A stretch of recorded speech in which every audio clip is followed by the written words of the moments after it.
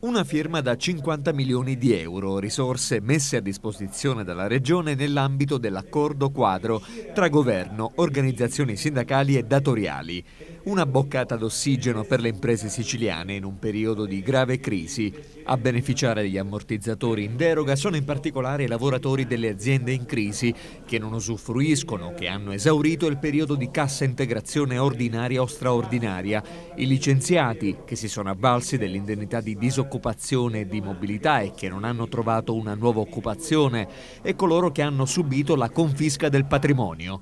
Gli ammortizzatori sociali in deroga per il 2012 consentiranno loro di fronteggiare le difficoltà, così come ha anche affermato il presidente della regione Raffaele Lombardo a Palazzo d'Orleans, firmando l'accordo in presenza dei sindacati e le associazioni di categoria d'impresa riunite nel tavolo permanente Salva Sicilia, costituito a Palermo dopo la marcia per il lavoro produttivo dello scorso 1° marzo.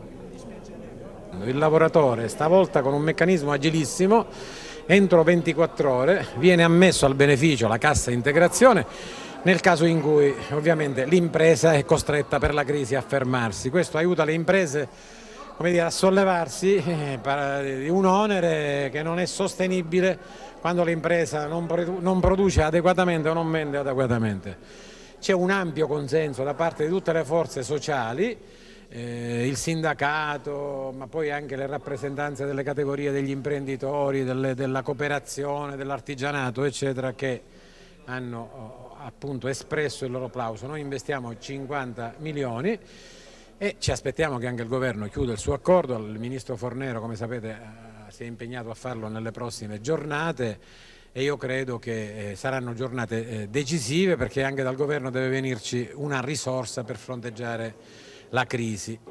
Un accordo importante, ma adesso è fondamentale che ci si adoperi per assicurare adeguata copertura finanziaria nell'ambito della ripartizione Stato-Regioni, afferma il segretario generale della CGIL siciliana Mariella Maggio. Positivo il commento di Claudio Barone della UIL, secondo il quale grazie agli ammortizzatori sociali sarà tutelato il reddito di circa 50.000 lavoratori delle aziende siciliane in crisi.